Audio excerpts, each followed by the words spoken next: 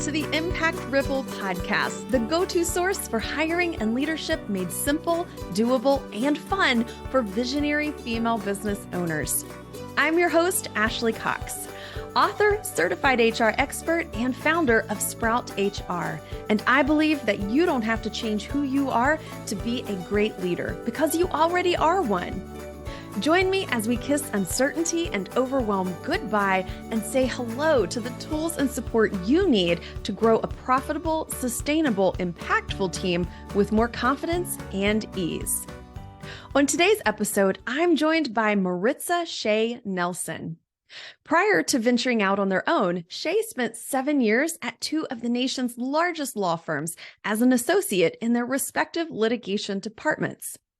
Shay then decided that practicing law could be about more than how many hours could be billed, and now works almost exclusively on a flat fee basis. Their clients range from startups to growing businesses and nonprofits with nearly 100 employees across a wide variety of industries. In this episode, Shay and I completely nerd out over all of the legal and HR things that you need to know as a small business owner.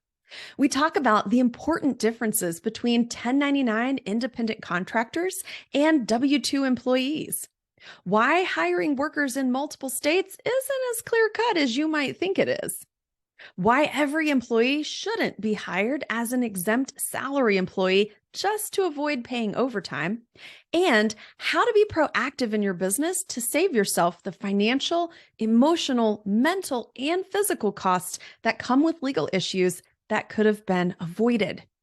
This episode is absolutely chock full of the essential information you need to know, along with a whole lot of laughs.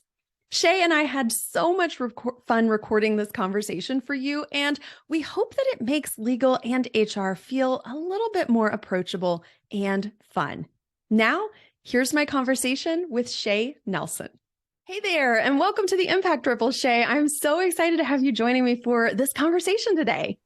Hey, so excited to be here. Glad you had me. Yeah, thank you. So Shay and I recently met through our mutual friend, Bethany George, shout out Bethany, who thought that we needed to know each other. And boy, was Bethany right, because Shay and I hit it off right away and have had such great conversation. And we have a lot of commonality in our work together since Shay is in the legal profession. I'm in HR. There's a lot of overlap there, as well as with the clients that we support. So obviously, Shay, you had to be on the show, right?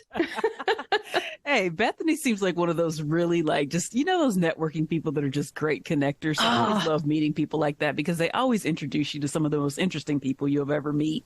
And I know a lot of people probably hear, HR and legal. What could possibly be a worse way to spend a day? But I promise this will be a really fun conversation. Oh my gosh. We laughed and laughed so much on our first meeting that we were like, we're going to be best friends forever. So this is not going to be your normal, sad, boring legal HR conversation. We're going to have some fun. We're going to talk about some really important stuff today, things that you need to know to protect your business. But you're going to have fun learning. And if you're not laughing with us by the end of this conversation, maybe your earbuds were off. I don't know. So if you've been listening to the show, then you know that last week, episode 18, we had attorney Alexis Tahinchy on the show, who represents employees in employment law matters. So she's on the employee side of things. And she shared about common issues and complaints that she's seeing in her practice right now from employees and how we can avoid those in our business. So today I'm excited to continue the legal conversation with Shay, who works on the employer side. And really the big theme of Shay's practice is proactively protecting your business when growing and leading your team. And I'm so excited. I think this is going to be the perfect kind of bookend to the conversation with Alexis last week. And you're going to learn even more ways to protect what you've worked so hard to build, because that's our goal at the end of the day. Is we want to make sure that you protect what you've built and that our teams can really work in an environment where they feel seen, valued, respected, and that is flowing all different directions in the business. So enough of hearing from me. You get to hear me on all the solo episodes. Let's talk to Shay. Can you go ahead and share a little bit about your journey? Because you came from some bigger law practices in the past and how you came to support small businesses. Yeah, so I started out in big law firms doing corporate litigation, which I promise you is just as dull and boring as it sounds.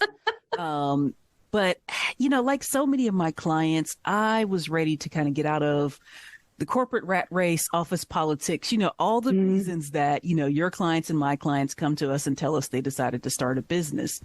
But I realized when I was doing that, I didn't want to do kind of what people think of as traditional solo small firm attorney work, which is like personal injury or family law, right? Like, I don't know anything about those areas of the law, but I understood business. And I looked around and realized, there are very few attorneys that are focusing on truly the little guy, right? Like those people out here, you're pursuing your passion, you're starting a business that you're super excited about. Maybe that's your area of expertise, but the law isn't. Right. Yeah. And those people need just as much help as the big mega Fortune 500 companies, right? Probably more so. And so I really wanted to be able to take that big firm experience and help real people do what it is that they're passionate about, do it on a fair basis, right? So we do most of our work on a flat fee basis, and really working with clients to help them understand, right? I often say, here's the textbook answer. Here's how that works in the real world, right? And so really helping them understand, like, yes, I could tell you that this is wrong, or I could tell you, like, how is this actually going to impact your business? What a comforting statement, because I think that so many times we're used to hearing from legal, from HR, from accountants, this is kind of the trifecta of business professionals that you really need if you're serious about growing your business, right? But we often hear, no, you can't do that. No, you can't do that. Nope, that's not the way that works. And I love that you're bringing this perspective of, and here's how it actually applies and works in the real world. So that way it feels like you've got a little more flexibility. You've got a little more decision making as a business owner. Would that be a fair assumption? Absolutely. I mean, I come at legal from the approach of my job is not to tell you no, right? I'm not here to just be the bad guy, the Grinch, like, no, you better not do that, right? My job is to say, okay, given how small businesses actually work, what are the implications, right? What's the risk? Is there a way that we can minimize that risk? And if not, are you still willing to take on this risk? That's the real question. Yeah. I think we'll get into this in a little bit when we talk about, independent contractors, right? What's the risk of making this person an independent contractor? Do you still want to take on that risk now that I've explained that to you? If you do, okay, great, right? We can move forward. But knowing the full picture, if that's not what you want to do, now let's start thinking creatively about what will work for your business. Yeah, perfect segue. Let's just go ahead and talk about independent contractors right now, because I know that we've both seen a lot of confusion in the small business world around 1099s, aka independent contractors, versus W-2s, aka employees. So I'd love to hear what questions or common mistakes are you seeing folks make in your practice right now around these two types of workers? I think the biggest thing right now is this sort of assumption of, well, I'm just a small business. I can't afford payroll, right? I've heard that hiring employees is expensive. I've got to hire a payroll company. I've heard that's expensive, right? I just can't afford to do that. Or there's this attitude of, well, I'd make them an employee, but I mean, they're just part-time, right? As if you can't have part-time employees. Like, part-time does not automatically equal 1099. Yes. I feel like that needs to be a quote graphic. Right. Like, part-time does not automatically equal 1099. Yes. Unfortunately, with the law, there's more to it than that. And that's often the answer, right? A little bit, right? So yeah, I think a lot of what I'm seeing is just assumptions about, well, this is what'll be the cheapest. This is what'll be the easiest. There's the assumption that, well, right now it's so hard to find good people, like we put up a job ad, nobody's responding, or we didn't get any good applications. But if I find somebody, 3 states over, well, they must be independent, right? And it's like, again, that's not how that works. Not how that works. Yeah. So what is it that small business owners need to know about 1099 versus W-2 and when to hire which type of worker? And does the person that they hire dictate whether they're a 1099 or a W-2? So here's the thing that I don't think people really grasp, and I think it's a hard thing to explain to any business owner, right? Small, large, or anywhere in between. The problem with the law, the reason why this is so confusing, the reason why none of us will give you a straight answer, which is what you all want, is the answer changes from one state to another, and the answer changes from one law in that state to another. So, for example, there are situations where this person might very well be an independent contractor, say, for the purposes of employment discrimination laws. But they might be an employee for purposes of whether or not they qualify for unemployment when you fire them, right? Same person, same state, but two very different laws with two very different standards, right? And that's where some of this stuff gets so complicated.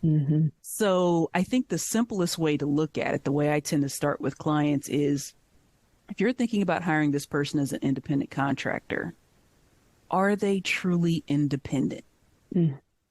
If you're telling them what to do, when to do it, where to do it, and how to do it, they're probably not an independent contractor, no matter which test I look up under which law or what state. Yes. And that, you know, I wish there was a simple, you know, checklist that would magically tell you if they meet these exact criteria, then they're a contractor, or if they meet these exact criteria, they're an employee. But what I find a lot too with our clients is it also depends on how you're using that person in your business and what your business does. You know, it can vary because a graphic designer might be a contractor in one person's small business, but they might need to be an employee in someone else's small business as well. So that use of that worker in your business, like you're talking about, the who, the what, the when, the where, the why, the how, is so important for understanding how each individual worker is classified in your specific business and state. Absolutely. I mean, we're seeing a lot of states kind of impose this standard of, well, if this work that they're doing is key to your business, if this is like a central part of what you do, then they can't be an independent contractor. So if you're a graphic design firm, there are some states that will say, okay, yeah, your graphic design workers, I mean, that's the core of what you do, right? They have to be employees. Other states don't necessarily look at it that way. So it's a bit more of an open question, right? There are some industries where, regardless of what the law says, people will come in and say, well, the practice in my industry is that these types of people are independent contractors. And some states and jurisdictions will abide by that. And others will say, yeah, we don't really care. Which doesn't help us as small business owners know what the heck is going on. It doesn't. And it also doesn't help that, you know, for every entrepreneur that you talk to, they'll probably tell you about 10 of their close friends or competitors or industry buddies that got away with it. Yeah. The problem is that, but what happens when you're the one that doesn't? That's it. That's the thing I think that it really breaks my heart, is that when we follow someone else, whether they're a celebrity entrepreneur, they're our best friend, there's somebody that's just really big in the online space that is very visible, and we start to carbon copy our businesses, our teams, our business practices against theirs, maybe they're never going to be held accountable for the things that aren't maybe being done legally correctly. But then what if you are? And what are those repercussions? What could someone face as a small business owner for misclassifying their employees, for making some of these mistakes that we've been talking about? Yeah. So what I usually tell people is, you know, again, as a practical matter, right? Happy workers don't complain. But disgruntled workers, especially disgruntled former workers, will raise all kinds of hell. Yeah. Right? And so it could be this person, you know, for whatever reason, they didn't work out, they got fired. They'll go and file for unemployment. And then the unemployment office starts digging. Well, why did you classify them as a 1099 instead of an employee? Oh, we think they should have been an employee. So now we're going to charge you the back taxes and penalties to make up for what you should have been paying into the unemployment system. And then whatever that alphabet agency is in your state, they'll go and then share that information with all the other agencies. Right. And so now you've got unemployment looking at it. You've got the State Department of Labor looking at it. You've got the IRS looking at it. Right. And so these things start to trigger. Or if you're in one of the more, I hate to say dangerous, but I think we see workers' comp injuries in more dangerous industries. But, you know, you're in a situation where the worker gets injured right? That now they want workers' comp to step in. And you're like, well, we didn't put you on our workers' compensation policy because you weren't an employee, right? And so now you've got that office investigating in the state. And then if you've got, a very disgruntled worker that's injured and facing, a mountain of medical bills, now they're talking to an attorney about, well, should I sue my employer, right? For not having this, for not covering it, maybe I should try to hold them responsible for my medical bills. And so a lot of the penalties come down to dollars and cents, but it's not just what you should have been paying, but it's often penalties and interest on top of that. Yeah. And not to mention your reputation, right? Because now you're going to be out there in the news. You're going to be on social media, probably. People talk. Disgruntled people really talk, and they tell everybody. So, it's also reputation protecting. It's protecting your brand. It's protecting, the fact that you try to be in integrity and be an honest business and you make a mistake. Well, that one mistake can destroy so much of the work that you've put into it. So this is not one area to skimp on in your business. If anything, if you're hiring employees, you've got to have legal backing so that way you can avoid these, which is something I know you're really passionate about in your practice, Shay. You talk a lot about, being proactive in your business. And from a legal standpoint, I'd love for you to share, what does that mean to you? And what does that look like when you're working with clients? Yeah. So for me, it started with this, like I said, my background was in corporate litigation. And when I switched over to really focusing on small businesses, the thing that I just honestly came to realize is that litigation is not worth it in the vast majority of instances for a small business. I mean, if you're talking about a dispute that's less than 50, 60, 70 grand, you're probably going to spend more in attorney's fees fighting it than what the case is even worth. And I don't know how many small businesses have an extra 50, 60, 70, 100 grand laying around to dispute cases. Do you? Exactly. Right. Yeah. Most of them don't. And when they get that first, on day one, I'm going to fight this. This is the principle of the matter, right? Okay. Put down your $4,000 or $5,000 retainer, whatever your attorney is asking for. And when they run through all that money in a few weeks and they go, hey, it's time to replenish your retainer. And you're going, wait, we got to do this every month? In this case, is going to last for how long? A year and a half? Oh my. Yeah. Right. So for me, helping clients minimize risk is, how do we, obviously we can't always avoid it, right? Because sometimes they're just frivolous lawsuits, right? Yeah. We can't help that. 100%. People will be people. Right. People will be people, right? And frivolous lawsuits are expensive. They don't go away any faster just because they're frivolous, unfortunately. So what can we do to minimize the chances of that happening, right? If you're in a breach of contract case, for instance, somebody, your customer owes you 30 grand, right? Yes, that's a lot of money to a small business. But is there something in your contract that should have been addressed so that you didn't end up in this situation? Is there a business practice at issue here where you allowed this to happen because you kept working for a customer who was 6 months behind on payment, right? Same thing with some of this employment stuff, right? What do your employee handbooks look like? What do those policies and procedures look like? What are you actually telling people? How are you conducting those job interviews? What do those job postings look like? How many people do you have as independent contractors? Where did they all decide to go work during the pandemic, right? Where are they currently working at now, right? And to start working through some of these things so we can say, okay, if you continue doing it this way and one of these workers gets upset, here are the things that can happen. Or we can start to make some changes to minimize the chance of that type of a lawsuit or that type of a claim happening. Absolutely. That's gonna be a whole heck of a lot cheaper than that guy suing me for what? Yes. Yes. And I think too, a lot of times we don't consider the other expenses or the other costs that come along with that. It's the headache of it. A lot of the business owners we work with have their hands full. They have families. They have these busy practices or businesses they're running. They have employees. They have big projects they're working on. Some of them have nonprofits that are on the side of that, or other, volunteer or philanthropic things they're doing. And so let's add a big old fat stinky lawsuit right in the middle of all this that you have going on. And now we have the headache of that, the frustration, the sleepless nights, the constant worry, the toll that it takes on your mental, physical well-being, as well as your financial, health of your business is innumerable. Yeah, people drastically underestimate not just the cost of dealing with any sort of litigation or dispute, but also, like you said, that physical and mental, that emotional toll that it's going to take, the time that it's going to take away from your business. I mean, even if you had 60, 70 grand to throw at some attorneys for whatever your particular dispute is, wouldn't that money be better spent growing the business on your next marketing plan, hiring more people, taking that family vacation, that once in a lifetime trip? I mean, when it comes to business litigation, I often say nobody truly wins except the attorneys.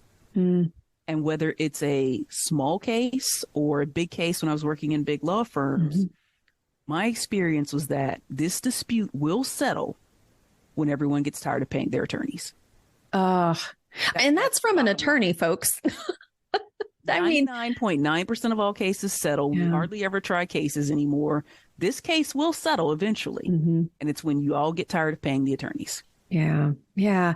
And you know what? We don't share this to scare the pants off of you, but maybe kind of a little.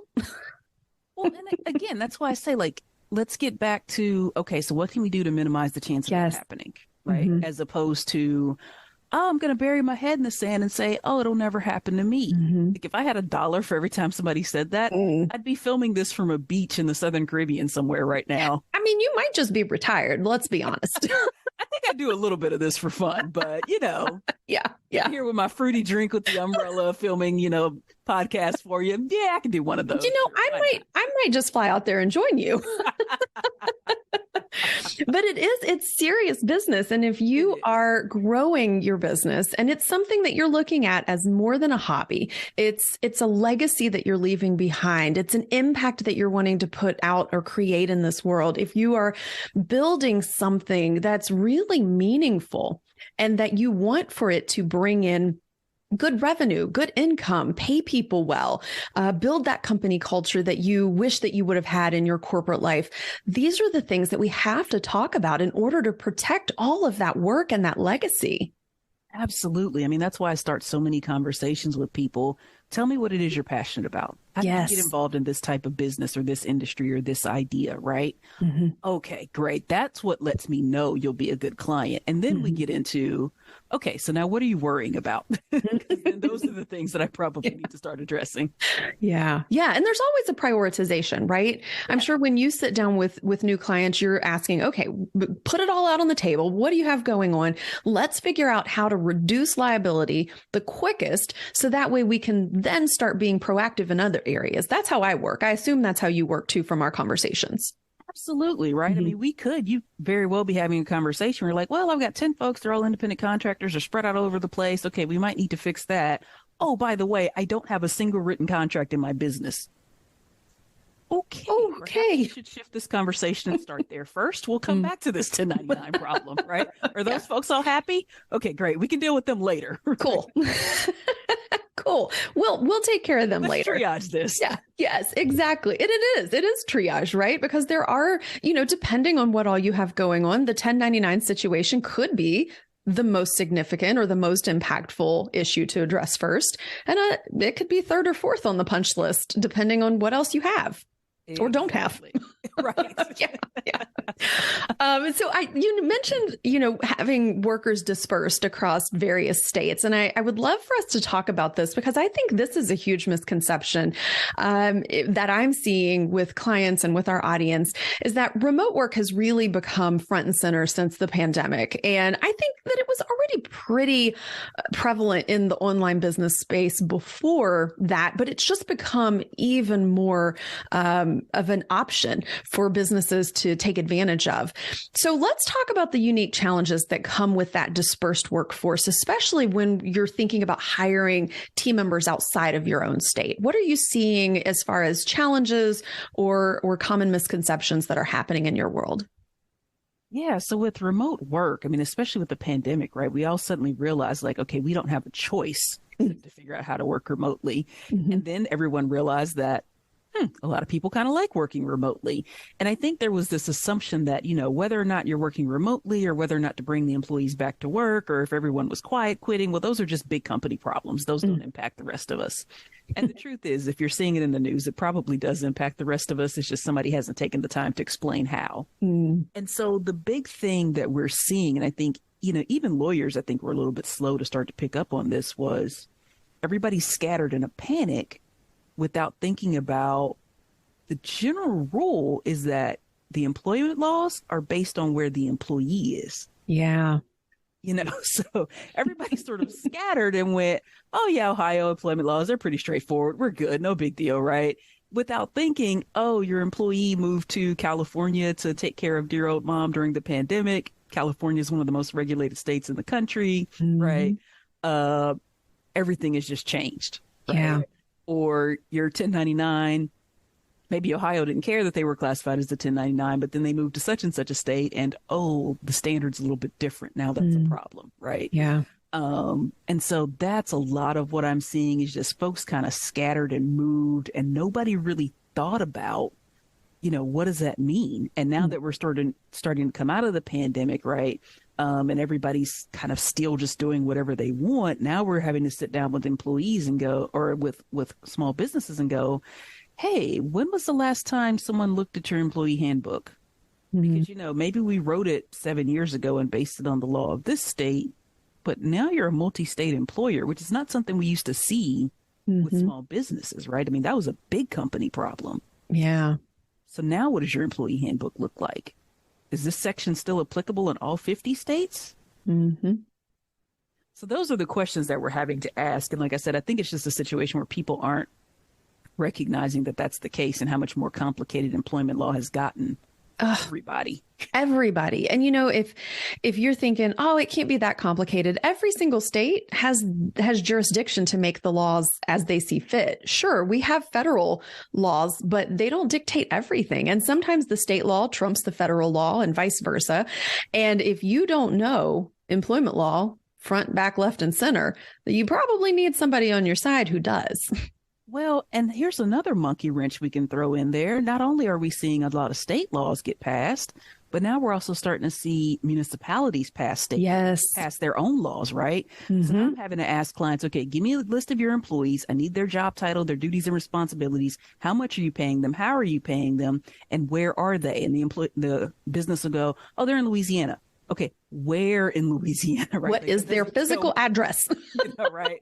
Like, oh, they're somewhere in the Chicago area. Like, no. Okay, because are they in Cook County? Rule, right? But then outside of Cook County might be something different. Like, I need specifics, people. Yes. And so, now we're having to go and backtrack all of that. I did a blog post not too long ago about this trend with requiring salary disclosures. And some places are, it's got to be in the job ad. Some places it's got to be after the first interview, right? Like some places, it's like, don't ask for salary history. It all varies from one state or even city to the next. And that's the part that gets so sticky. Yeah. And then also, if you have an employee and then they move, we need to be aware of that also, because now the whole game has changed again, right? Exactly. And your payroll service provider might have been aware of it just from a tax standpoint, like, oh, okay, we're going to change the things on their paycheck, right? But you never thought to ask, hey, are the rules that we've been playing by, like, have the rules of the game just completely changed on me? Absolutely. Yeah, because even something that you might think of as simple, like, oh, sick leave laws vary across state to state. They vary across city to city. They vary across counties, municipalities, all of these different things. And so what was okay for you to provide in state A, city A, location A is going to be very different, perhaps in location, city, state B. So it impacts not just your tax implication, but also the benefits that you are required to offer those employees as well. Yeah, I usually use this analogy in contracts, but I think it fits here as well. I used to tell people, contracts are basically like the rules of the game, right? The problem is that if you pick out any of your favorite childhood games, I usually like to pick on the game of Uno. Everybody's got their house rules that are a little bit different depending on where you're from and where you grew up and who you're playing with, right? It's the same thing here with these employment laws, right? The house rules are going to change anytime that worker moves to a different jurisdiction. And like it or not, you're responsible for knowing that, right? I didn't know I'm just a small business is not a defense to anything. That does not fly, and nobody cares. No one cares. No one. The only one that cares might be you, but it's true. And that's the thing. They don't make it easy to find all the information you need in one spot. I always complain about state websites. If you've ever worked with me, you know that is like my biggest gripe. Why can't they just make it easy for businesses to know what they're responsible for? But this is why we hire attorneys. This is why we need this type of support on our side, because you cannot realistically know and be watching every single thing that may have a legal implication in your business while you're also managing a team, doing your marketing efforts, serving your clients, the other, 50 tasks that you have on your plate every day. Absolutely. I mean, I'll give you one quick example. So I'm working for a client right now. They've got contractors in maybe 10 different states. And so being an attorney, right, I don't just have to Google it or, go to, the state website to try to find these answers on, should all these people actually be contractors? Like, we've got paid subscription services that we can get this information from. And so I go and I pull a report, tell me about the independent contractor laws in these 10 states. The report is 132 pages. Right? Now, as an attorney, I can nerd out and geek out on this stuff for the next however many hours it's going to take me to sort through this and give the client an answer that they can understand in the midst of running their business. But you, business owner, don't have the time, the energy, the inclination to do that, right? Especially with everything else on your plate. Yes. That's what we're here for. And that's what I always tell people. I'm like, I love to do the stuff that you hate to do in your business. So let me just make your life easy, right? Yes, let me do what I'm passionate about so you can go spend your time doing what you're passionate about. Yes, yes. Oh my goodness. Well, this also brings up another kind of similarly related area of confusion, if you will. We've got the W-2 versus the 1099. We've got the multi-state employer challenges and the laws that come along with that. What about salaries? What about pay? Let's talk about that. Now, I already love that you're like smiling, like, yes, I know. Oh boy, I'm smiling because I cannot tell you the number of times in any given week where somebody comes into my office or virtually, here on Zoom, and I'll ask them about their employees and they'll tell me, oh, well, we don't worry about overtime. Everyone's salaried. Oh, tune in to the next part of this conversation if that is something you have thought or said recently. Yeah. Salary does not automatically equal exemption from overtime. Okay. It's not just enough to say, well, I pay them a salary, therefore I don't have to track hours. I don't have to worry about overtime. Which seems reasonable, right? Like it seems like I could get there in my head from point A to point B. Okay, that seems reasonable. So if you thought this, also don't think that there's anything wrong with you, because this is not necessarily another easy part of the law. Not at all. We're not picking on you, right? Your average Joe Smith on the street, right? If they get paid salary, that's what they expect to get. They don't really worry about overtime. If they hate their job, they might not want to work more than 40 hours a week, but they don't think twice about it. And same thing, if they get paid hourly, the assumption is, well, I'm going to get overtime if the boss calls me in for a few extra hours after my 40, right? And that's how I think your average person thinks of it. That's what absolutely makes sense. But again, the law is more complicated than that. So when we're looking at it from a legal standpoint, we're not just looking at, is this person paid on a salary basis? And there are a lot of ways you can mess that up by trying to take deductions from that salary based on whether or not you thought the person worked enough last week. But also, how much of that how much is their salary, right? Is it high enough to make them exempt from overtime? But the real caveat, the real one that I think most people miss, is that for a person to be exempt from overtime, their job duties, not their title, their duties and responsibilities have to fit within a certain set of categories, right? And it's those categories that then say, okay, yes, this person is exempt from overtime. So very easy example, people will tell me, well, my executive administrative assistant, she's exempt from overtime. She's absolutely amazing. I pay her, $40,000 a year in salary. It's great, right? And it's like, yes, technically that salary is high enough. And, yes, technically you were paying her on a salary basis, right? You're not worried about her taking a couple hours off to take the kids to soccer. Okay, great. Mm-hmm. But as an administrative assistant, like her duties don't fit the categories. Like she's not going to be exempt from overtime. It's just not going to happen, right? Yeah. And again, what did we say earlier? Happy workers don't complain. Mm-hmm. But disgruntled workers, especially disgruntled former workers, will come back and demand their overtime, and you won't have the records. And generally speaking, right, again, a lot of gray area in the law, but generally speaking, if you, Mr. or Ms. Employer, don't have the records, you lose. Mm-hmm. If you cannot prove what you've done to be on the up and up, especially you don't win. Wages, you lose. Yeah, because the law always favors the employee. Always. Yeah. They will always favor the employee over the employer. And it is your burden to prove that you were doing right. Exactly. Yeah. Exactly. So yeah, I mean, again, ignorance is not a defense. Not having paperwork, not having records, not keeping track of the hours that people are working. None of that's a defense. Yeah. And all of that stuff will come back to bite you. Yeah, for sure. Could you give us some examples of what would constitute an exempt job duties? Kind of in that world, what are we looking at? You're exempt from overtime. You get to be on salary. What are some of those responsibilities or duties that you could be looking for in that job position? Yeah. So one of the big ones that we see come up a lot is, whether or not this is a worker that actually supervises other workers underneath them, or right, whether they have a team of people underneath them, right? So that can be one. I don't see it a lot with my small business employees, or small business owners, but, highly compensated employees. So somebody that gets paid more than $100,000, the law is kind of like, well, we're not worried about what their duties are, right? If you're paying them that much, they don't need overtime. Right. Executives, people who are, functioning in kind of that executive role, professionals, right? Where you've got to have that higher education, usually some sort of an advanced degree. Okay, the law says, okay, those people can be exempt from overtime just based on that alone, right? So again, this stuff gets really complicated, and that's why we go back to employees and or employers, and we don't just say, okay, give me a list of your employees and their job titles, right? What do these people actually do? Yes. What are they responsible for? Yes. And what does the org chart look like? Exactly.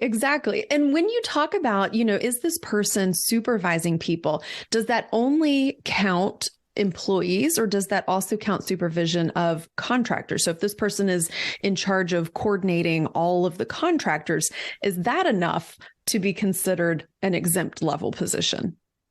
Usually we're looking at the actual employees. And I think part of the reason is that, again, when we talk about contractors, they're supposed to be independent.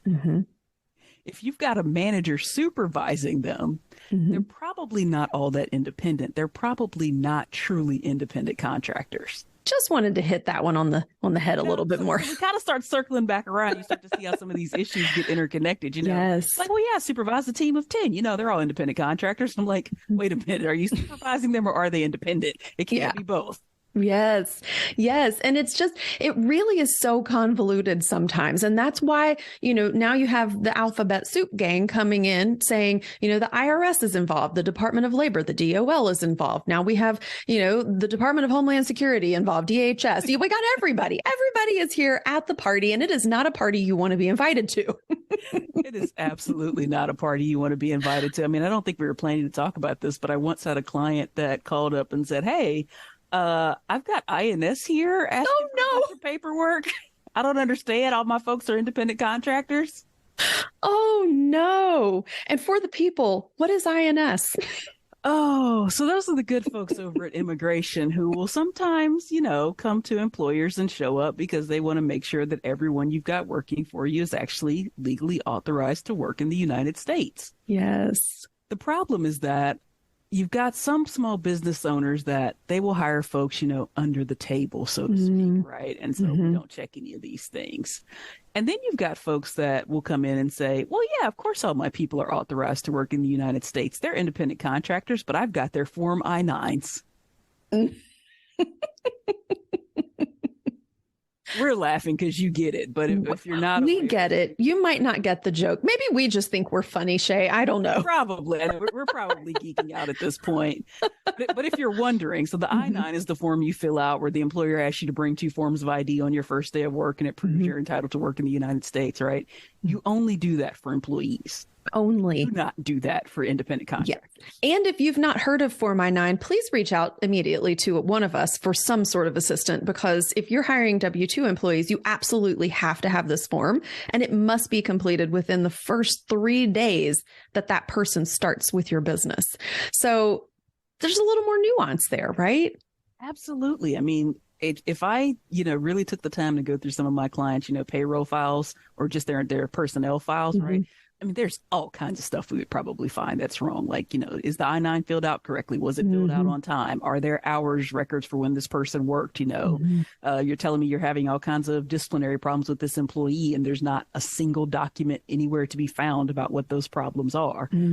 Or that employee got a slap on the wrist, but this employee you write up every week, right? Yeah. It's just all kinds of stuff that we start digging into. Or the number of people that go, well, yeah, they've got an employment contract. None of this stuff is signed. I showed them the employee handbook. No one's acknowledged receipt of it, right? I mean, just all of these things that start to come up. Yeah. Again, but this is why we're here. Right. Yeah. We're not digging at this stuff to pick on people, right? You started your business because you're passionate about something. Yeah. That passion probably wasn't HR unless you're Ashley or you have this type of HR business, right? For the rest of us, it's, well, I had a terrible boss once. I don't want to be like that person. That's my HR policy. Yeah. I mean, but that's really not a bad place to start. Like, let's start there. But there's a couple other layers of HR and legal that we need to maybe kind of add to that. Absolutely. Start with treating others the way you wish to be treated. And then let's add some legal compliance on top of that. Yeah, exactly. And it doesn't have to be, I know that this conversation may feel a little overwhelming. It might feel a little impossible to meet all the standards. And that's why there are experts to help you. That's why, I don't know how to run ads. That's why I hire an ads manager. I don't know how to set up a project management software. It's like, I am not that person. That's why you hire someone to set up the project management software for you. It's just another piece of the business where you're not expected to be the expert, but in these instances, you are expected to know and comply with those things. And it doesn't mean that you have to go out and all of a sudden get your JD and learn how to do, legal research and have access to these tools and systems that Shay has. But it means that you have the knowledge to say, this is where I need support. What do I not know that I need to know in order to protect my business? Absolutely. Building a business is all about getting the right team around you, right? I tell people this all the time. The last time I tried to do my own taxes, even before I started my business, and it's just a couple W-2s, like this should not be that complicated. And it probably took me a good day and a half. Yeah, no, I'm not doing taxes. The next year, I went to my accountant, right, for the first time, and I watched this man do our taxes in 30 minutes while holding a conversation with me. And I went, I don't care what he charges, pay him. He's worth it. Right. Give him double. Valuable, right? Your time, especially as an entrepreneur, especially as a business owner, is so valuable. There's always more on our to-do list than we could possibly ever get to in a lifetime, let alone all the things I think I want to get done today or this week. Let experts take the things off of your plate that you're not an expert at, or you're not passionate about, or both. Absolutely. Absolutely. And that's where that skill of delegation comes in handy. In delegation, I always say delegation's like a muscle. It's something you have to practice. And it may feel really scary to delegate to an attorney, to an HR professional. And I think people are a little more comfortable delegating to financial professionals, accountants, CPAs, bookkeepers, because that's become like, that's the money part of the business, right? Like we gotta have the money part locked down. Make sure these numbers add up. I'll gladly pay somebody for that. That's right. That's right. But we're going to help you keep your money once you've got your numbers locked down. Oh my goodness. This has been such a fantastic conversation, Shay. I just know that people are going to get so much value from this. And so I want to go ahead and talk about the final segment of our show, which is called Imagine the Impact, where we get to envision what it could look like for folks to take action today. So Shay, I would love for you to help paint the vision for the kind of impact our listeners, our business owners could create through one key thought or takeaway or action item from our conversation today. Yeah, I know that talking about legal risk is always a little bit scary, and it's really easy to say, I don't want to deal with that. It's too much. It's too overwhelming. But I think that the takeaway here is think about what success looks like for you. Like in your wildest dreams, what do you want this business to look like? And if that's what you're truly working towards, like you're not just like, oh no, that's too scary, I'm going to run away from that too. But if you're truly working towards that vision of your wildest success, then you've got to have a team of people standing there with you going, hey, pothole, let's watch out for that. Hey, no, let's miss this. No, bear, don't go, right? You want to have that team of people around you to help you miss these things that can just destroy that entire vision before you can even, put the foot to the gas. So that's probably way too many metaphors in one sentence, but I think you know what I'm trying to say. I love it. I love it. Potholes and bears and road bumps and snakes. I don't know. I added snakes in because that's what I'm terrified of. But I really think that does paint the vision. I think that, it's an opportunity for us to imagine the impact that we truly can have when we have the right guide, when we have the right protection, when we have somebody who has foresight or insight that we don't have, because it's going to take a team. It's going to take a group of people to help you bring that big vision forward. And your vision is so worth it, right? Absolutely. Absolutely. So Shay, tell us, where is the best place for folks to connect with you and learn more? Because I just know everybody's going to scurry away from this episode and be like, where is Shay? I need them in my life right now. Well, I'm always open to having those conversations. The easiest place to get a hold of me is actually I've got scheduling right on my website. So it's msnlawoffice.com. And you'll see scheduling right there on every page of the website. My marketing person has put it all over the place. So you can never miss out on an opportunity. And that way you can just jump on my calendar and we can have a conversation about, what are you passionate about and what's keeping you up at night? And then we can move from there. Wonderful. And we will make sure to put that link in our show notes because we want for you to go and to reach out to Shay, have a conversation, make sure that your business is protected because your business, your vision, your impact matters in this world. And we want to help you protect that. So thank you so much again, Shay, for joining me on the Impact Ripple podcast today. This has been brilliant, fun, and so important for legally protecting your small business and growing your team. Oh, thank you so much for having me. And thank you, dear leaders, for tuning in today. I hope that you enjoyed our conversation. Maybe you didn't always get what we were laughing at, but hopefully you laughed and had a good time with us. And I hope that you took away something today that will help you be more proactive in protecting your business. As always, it's an honor and a privilege to be here with and for you on your leadership journey.